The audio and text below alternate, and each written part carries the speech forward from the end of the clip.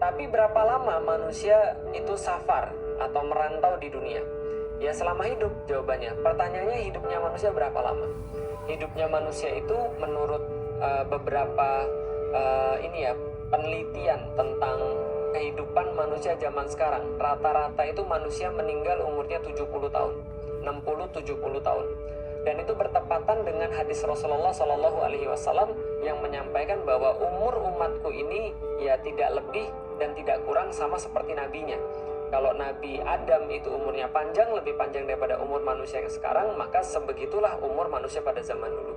Kalau Nuh berdakwah di tengah-tengah kaumnya itu 900-an tahun, maka sebegitulah umur orang-orang pada zaman dulu.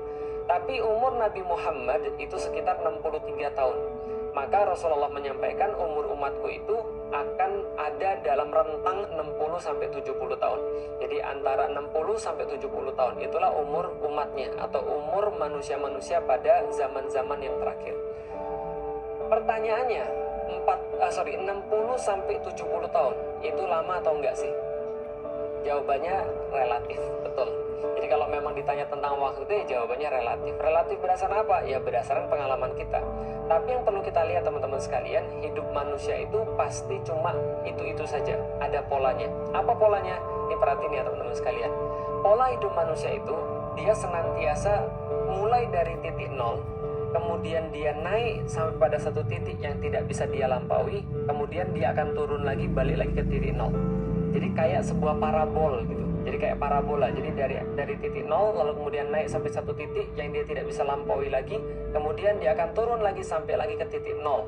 Makanya kalau kita anggap manusia itu hidupnya antara 60-70 tahun, bisa kita sampaikan dari nol nih, lalu kemudian titik ujungnya adalah 60, maka peaknya itu ada di 30-35.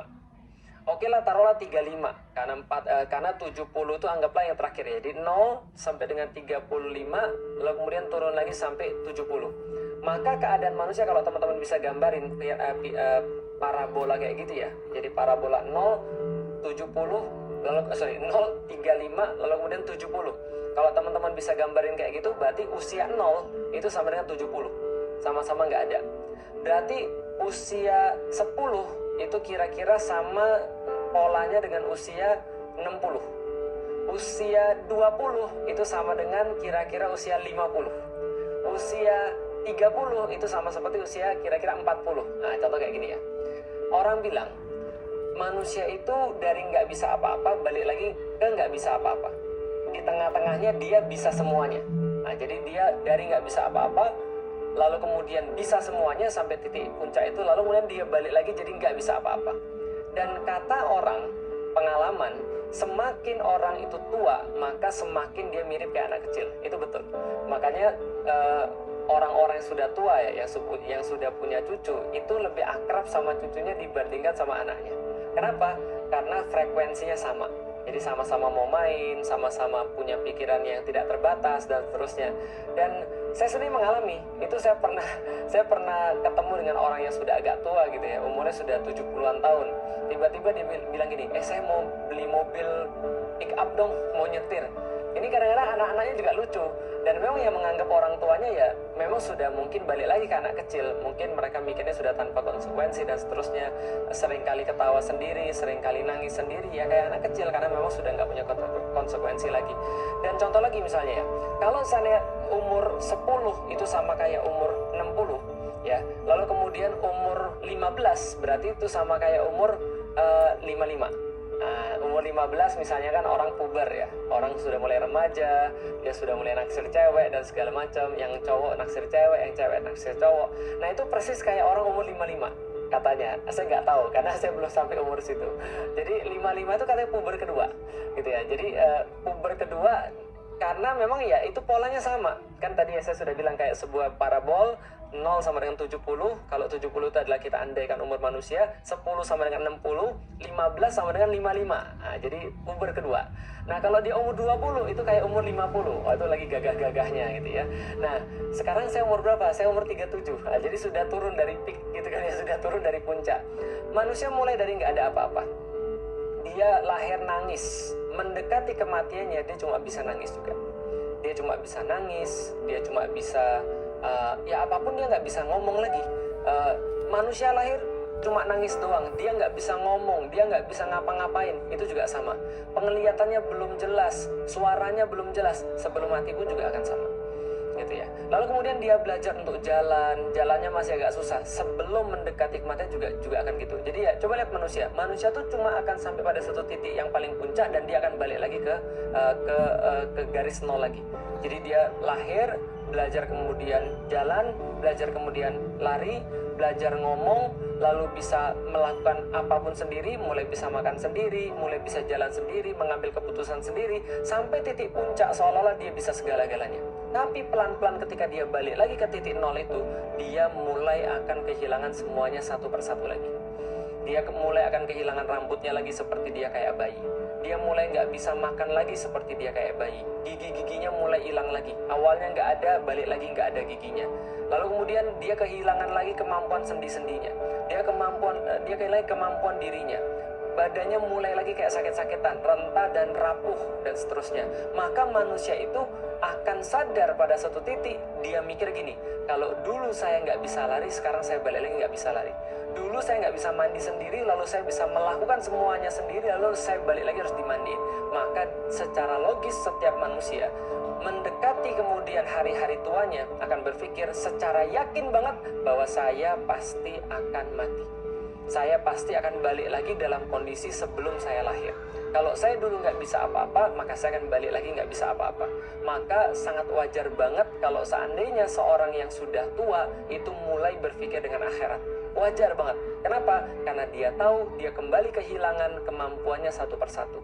Dia kehilangan kebisaannya satu persatu. Dan dia akan tahu bahwa dia akan balik lagi ke titik nol lagi sebagaimana dulunya. Maka dia akan lebih banyak memikirkan akhirat. Dia akan lebih banyak perhatian pada amal-amal yang akan dia bawa. Makanya kalau misalnya orang bilang, kalau ada orang tua, dia sadar, itu wajar. Kalau ada orang sudah tua, dia nggak sadar-sadar, itu kurang ajar. Kenapa? Karena harusnya tanda-tanda yang ada dalam tubuh dia sendiri sudah benar-benar bisa meyakinkan dia bahwa sebentar lagi dia akan selesai. Tapi kalau ada orang muda yang sudah mulai sadar, maka itu adalah orang-orang yang istimewa. Kenapa? Karena dia mengorbankan segala sesuatunya karena berpikir lebih jauh bahwasanya dia pasti akan sampai pada titik itu. Makanya kan dalam beberapa puitisasi hikmah dikatakan bahwa Allah itu suka dengan orang yang bertaubat, tapi lebih suka dengan hamba Allah yang muda yang bertaubat. Allah benci dengan orang muda yang bermaksiat, tapi Allah lebih benci dengan orang yang sudah tua yang bermaksiat. Kenapa? Karena kalau dia sudah tua, harusnya dia sudah sadar. Karena apapun yang ada pada dirinya sudah menunjukkan pada satu titik yang pasti ngarahnya ke situ. Dulunya nggak punya gigi, balik nggak punya gigi. Dulu dulu matanya rabun, balik lagi matanya rabun. Dulu misalnya dia nggak bisa makan, sekarang balik lagi nggak bisa makan. Dicabutnya kenikmatan satu persatu oleh Allah. Sebelumnya ketika bayi kenikmatan itu nggak ada, lalu diberikan Allah sampai titik yang maksimal, dan dicabut lagi satu persatu sampai kemudian itu berkurang terus menerus, harusnya menjadi tanda-tanda yang paling jelas bagi dia untuk segera bertaubat kepada Allah Subhanahu wa Ta'ala. Berarti ya hidup manusia polanya gitu aja. Pertanyaannya, 60-70 tahun ini lama atau enggak sih? Pertanyaan kan gitu ya, 60-70 tahun sampai manusia sampai pada satu siklus yang paling tinggal lalu balik lagi, lama atau enggak sih? Kalau ditanya pada saya jawab bentar banget. Kayaknya baru kemarin kita nikah. Saya selalu bilang begitu sama istri saya. Kayaknya baru kemarin kita nikah. Ngeliatin foto-foto anak saya, ya Allah, Gozi itu baru kemarin ya mukanya kayak gini. Baru kemarin ya Koko tuh kayak gini. Yang paling nyata tuh Alila.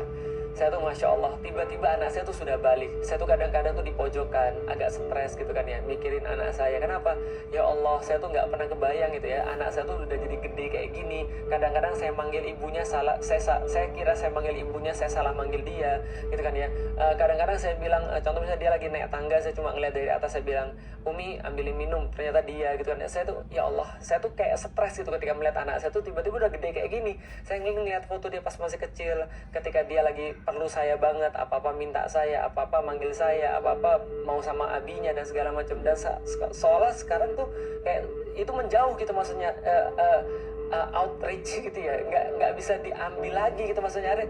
Ya karena memang dia punya kehidupan, karena dia memang harus dewasa gitu mas, memang dia harus gede gitu maksudnya.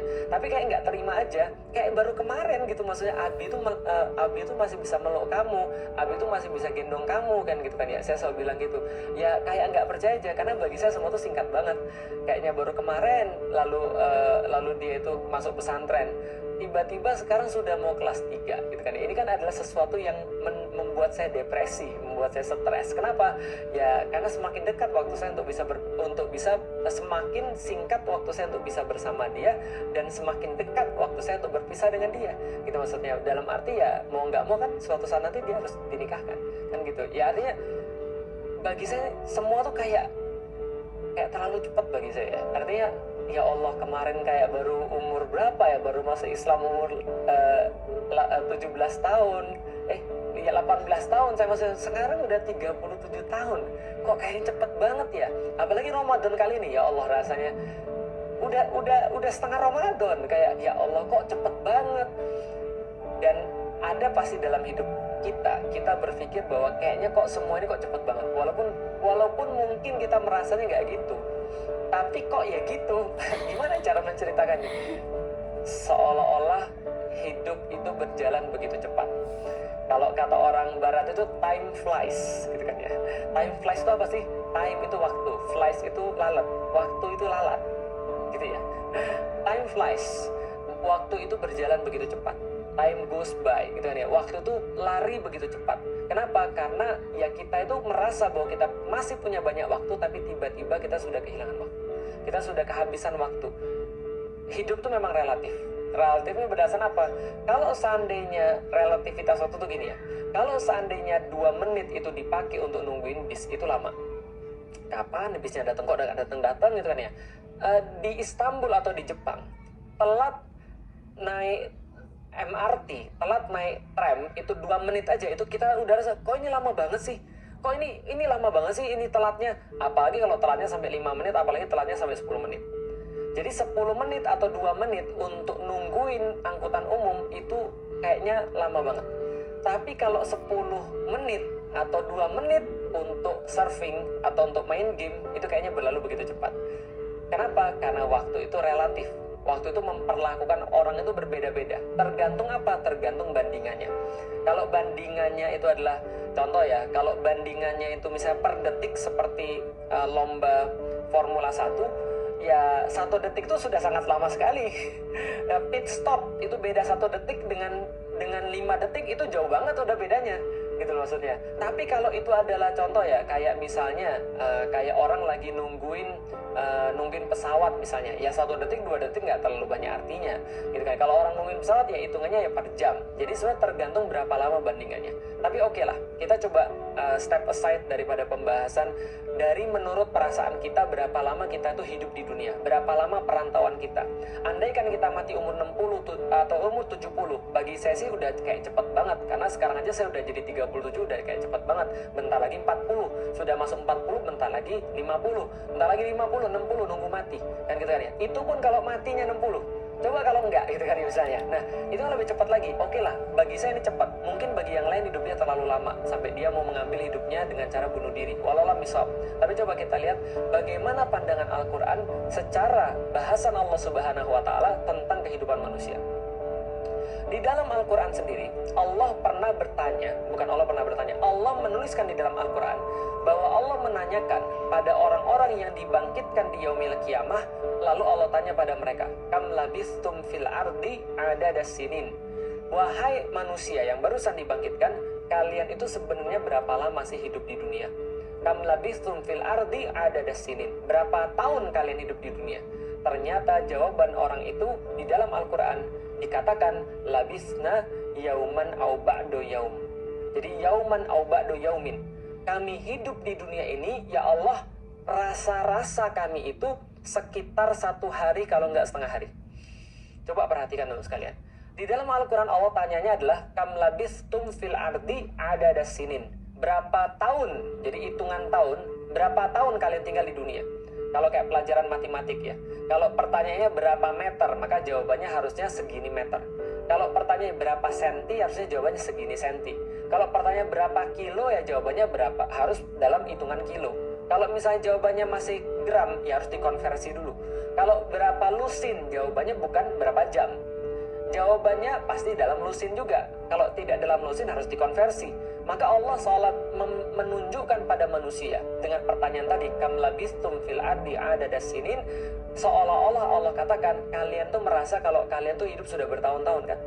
Ada yang di antara kalian merasa hidup puluhan tahun, ada yang kalian di antara kalian merasa hidup sudah 20, 30, 40, 50 atau bahkan ada yang 100. Tapi Allah tanya itu pada orang-orang yang baru dibangkitkan, maka mereka jawab bukan hitungan tahun. Bahkan kami nggak merasa hitungan tahun ya Allah.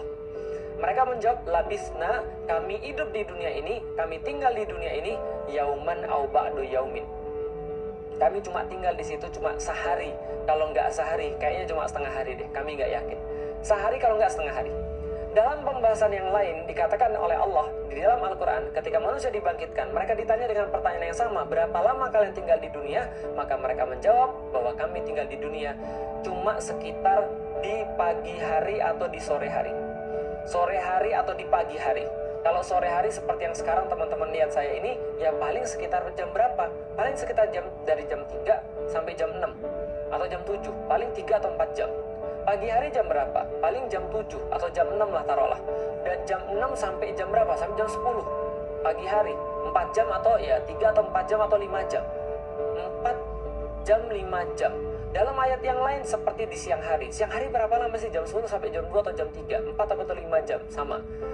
Pertanyaannya kok bisa begitu? Iya, karena bandingan kita pada saat itu, standar kita pada saat itu adalah yaumil qiyamah. Dan di yaumil qiyamah, Rasulullah Shallallahu Alaihi Wasallam menyampaikan kepada kita, wahai manusia, gimana perasaan kalian? Kira-kira gimana keadaan kalian? Ketika kalian dikumpulkan pada satu tempat, seperti berkumpulnya anak panah dalam wadahnya. Dalam hadis yang lain, seperti dikumpulkannya kalian seperti berdesak-desakan. Dan kalian dalam keadaan tidak berpakaian, dalam keadaan kalian itu tidak dihitan. Dalam keadaan itu kemudian Aisyah bertanya pada Rasulullah, ya Rasulullah, kalau kami dikumpulkan dalam keadaan kayak gitu, apakah kami nggak merasa malu satu sama lain ya Rasulullah? Rasul katakan, jangankan kalian ngurusin malu kalian sendiri, jangankan kalian mikirin aurat kalian sendiri, kalian sudah sibuk dengan urusan kalian masing-masing. Kenapa? Dalam hadis yang lain diceritakan lagi, karena matahari didekatkan 1 mil di atas kepala kalian. Dan kalian pada saat itu merasa kepanasan luar biasa, dan kalian merasa waktu itu urusan kalian lebih besar daripada apapun, dan mereka semua saking khawatirnya mereka berkeringat sampai keringat itu ada yang menggenangi seseorang di antara kalian sampai batas lututnya, ada yang menggenangi seseorang daripada kalian sampai batas perutnya, ada yang menggenangi seorang daripada kalian sampai batas hidungnya, sampai dia tenggelam dalam lautan keringatnya sendiri. Karena saking dahsyatnya waktu itu, di mana kata Rasulullah, di hari itu kalian dikumpulkan seperti berkumpulnya anak-anak panah dalam wadahnya, berhimpit-himpitan satu sama lain, dalam keadaan panas dan dalam keadaan khawatir, dan kalian dikumpulkan di sana dalam keadaan 50.000 tahun, sementara Allah tidak memperhatikan kalian sedikit pun. Itu kata Rasulullah SAW. 50.000 tahun dalam keadaan tidak diperhatikan, dalam keadaan berdiri seperti itu, itulah yaumil qiyamah. Bayangannya seperti itu. Maka seseorang di antara kita yang hidup 20 tahun, 30 tahun, 50 tahun, 60 tahun, 70 tahun, pada saat itu mereka akan merasa, duhai kehidupan yang sangat singkat bila dibandingkan dengan yaumil qiyamah. 50.000 tahun kita kemudian ada di situ menunggu pada saat itu dengan amal kita yang kita nggak ngerti akan menghasilkan kita seperti apa. Kalau kita bandingkan teman-teman sekalian, coba bandingin kayak gini ya. Kalau kita hidup 70 tahun di dunia, dan sementara pada saat itu kita harus menghabiskan 50.000 tahun untuk menunggu pada saat itu, sebagaimana hadis Rasulullah SAW, walau bisawab seperti apa tafsirnya, tapi kalau ambillah letter lux 70 tahun di dunia dibandingkan dengan 50.000 tahun, maka seolah-olah kalau kita hitung dengan matematika, kita hidup di dunia itu, kalau seandainya 50.000 tahun itu adalah satu hari, maka 70 tahun itu berapa lama? Kalau 50.000 tahun itu adalah satu hari, maka konversinya pada saat itu 70 tahun itu cuma sekitar 2 menit 1 detik. 2 menit 1 detik. Kok cuma 2 menit 1 detik? Bukannya tadi dikatakan orang-orang yang dibangkitkan akan mengatakan bahwa kami cuma kayak di sore hari, atau kami kayak di pagi hari, atau kami kayak di siang hari. Mungkin itu ditambah dengan di kuburan. Kita di dunia 70 tahun, tapi siapa tahu kita di kuburan berapa lama? Kita di kuburan sampai menunggu yaumil qiyamah, sebelum kita dibangkitkan. Walau bisawab, tapi yang jelas 70 tahun hidup di dunia itu kalau dikonversikan, kalau 70.000 tahun sama dengan satu hari, maka 70 tahun, kalau 50.000 tahun sama dengan satu hari, maka 70 tahun sama dengan 2 menit 1 detik.